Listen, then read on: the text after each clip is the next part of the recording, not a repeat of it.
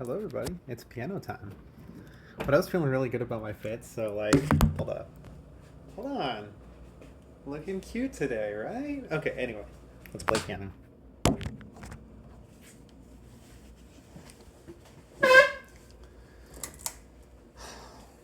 Oop, that light doesn't work. This one does. Oh, there we go. How about B flat? Or G minor? Or E flat major? Back to B flat? Up to C minor? And we'll just climb back down.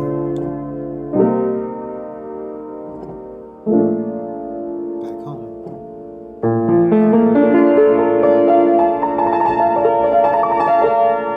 This little scale and arpeggio breakdown of our B flat.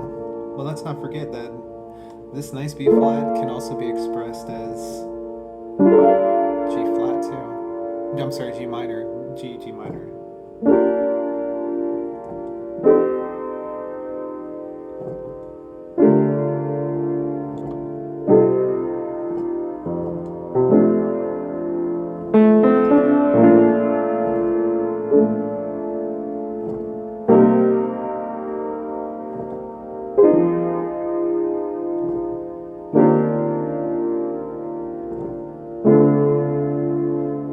And every now and then I like to throw a little chromaticism in there.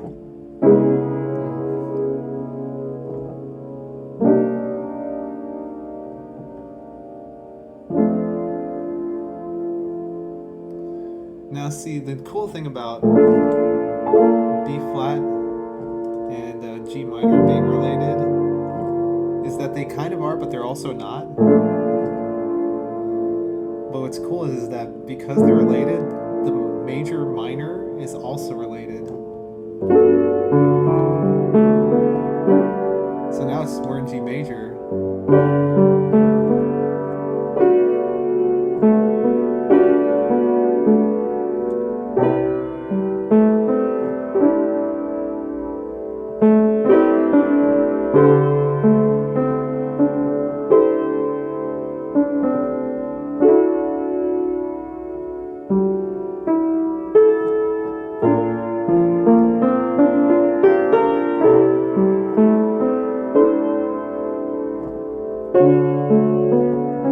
I made a little mistake there, but there was a close relation that I was trying to jump back to G. Instead, I went to D. And you'll hear this a lot whenever I improv. Like, I sometimes have a general idea of where I'm going, but sometimes I don't always know. Because, well, nobody's perfect. Plus, there's a lot of notes that I'm playing. Sometimes it's just easier to make a movement that makes more sense for my hands than it does for me to try to predict, like, oh, maybe this will sound better. Sometimes it works, sometimes it doesn't.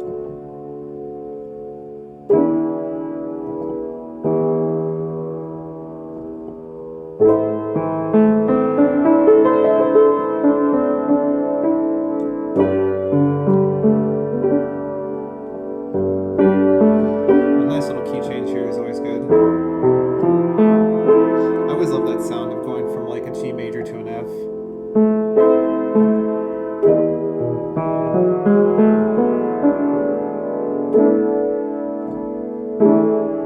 Just kind of throwing stuff together there.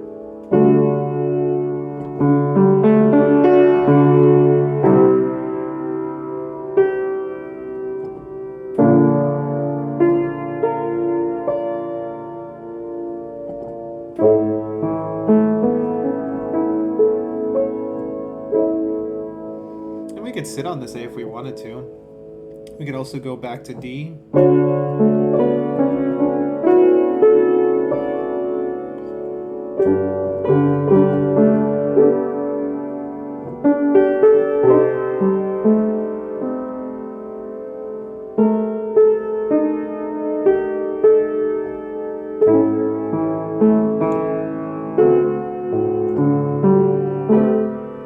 Sometimes I get the chords mixed up in my head. Sometimes I get it right.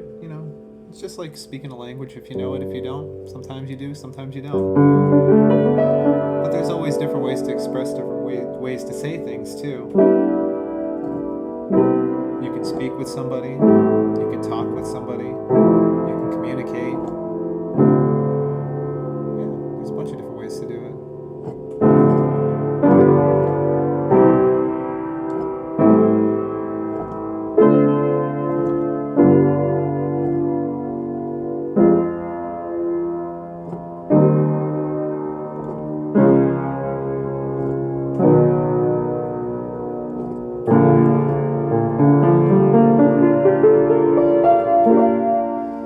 Definitely chromaticisms are some of my favorite movements. I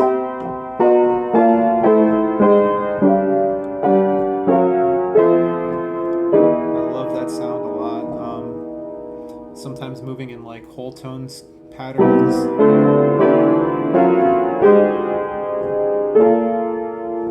know, kind of moving around in minor thirds.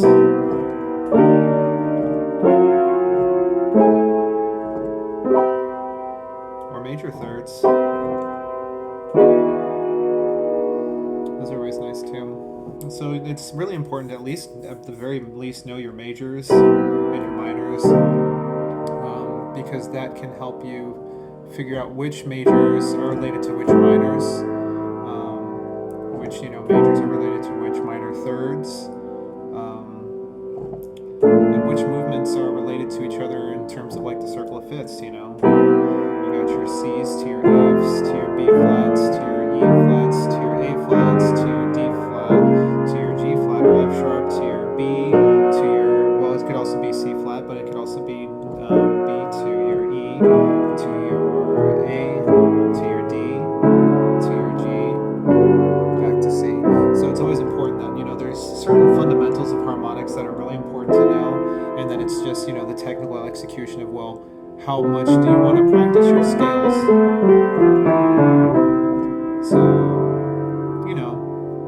sometimes it's just good to just fiddle around too, Don't always expect or have some kind of anticipation for what something will sound like, because it might actually surprise you as to what it actually sounds like and what you can do with it. So, always kind of keep your mind open to those sorts of like really neat sounds, transitions, changes.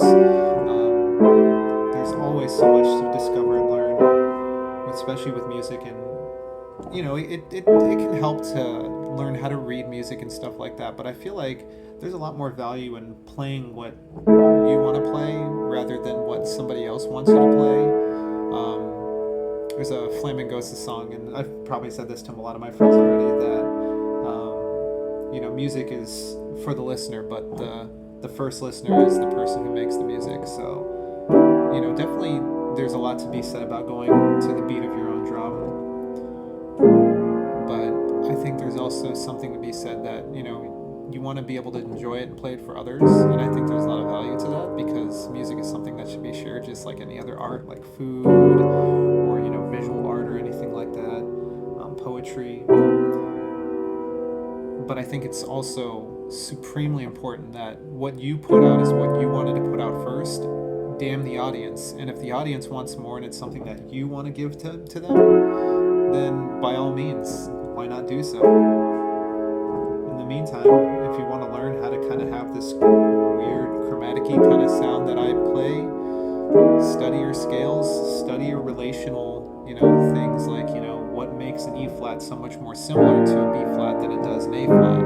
But the fact that all three of those chords share a lot of the same family of notes, as does C minor, as does, as does G flat. So there's a lot of things that can be said about the ambiguity of music and dancing around chords dancing around different keys that share the same notes. One of my favorite things to do is this like weird, like kind of circle of fifths kind of thing, where you kind of like mess with C, F, G, and C again, because it just like the way that sounds. Kind of has this cool like spacey kind of like, ooh, something's coming, something's next, kind of feeling like a discovery, eureka. But what's really nice is that because this is in the key of C, you can kind of already bounce to different notes on the white keys a lot easier. You don't have to worry about too much like theory of things. You can get started right away. The thing is, it's really, I'm trying to figure out how to put this in words, but there's a really nice way to kind of hear how the tonal center moves despite the top chord not really changing. And it's especially noticeable when you start to move away from what makes these notes, if that makes sense.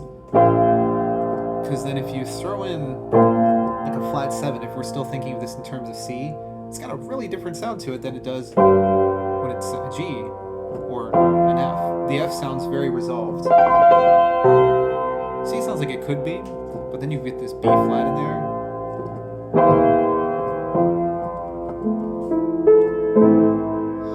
I don't know if I'm explaining it well. I've done it in a lot of my other improvs where sometimes I just get this like... It almost has a kind of Japanese kind of sound to it. I may have heard things like this in various films and stuff like that, video games.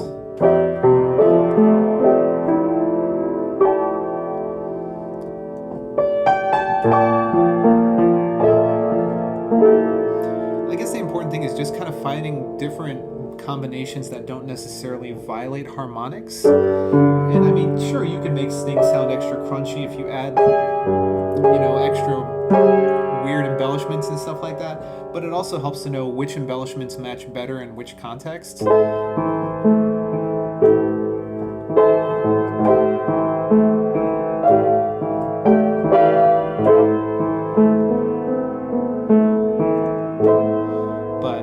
To yeah, kind of go back to that other idea.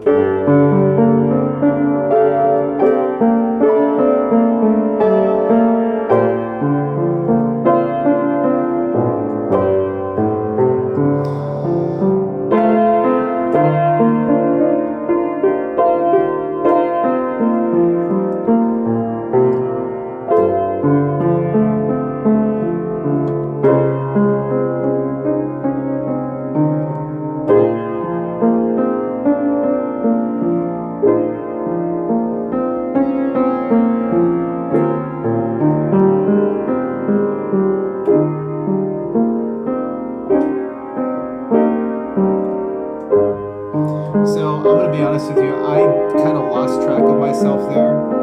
And that happens. Yeah. Do you ever been in the shower and you hear, I don't know if maybe this is just a me thing, but it's happened a lot when I was a kid. I would hear music, full music, orchestra, drums, the whole nine.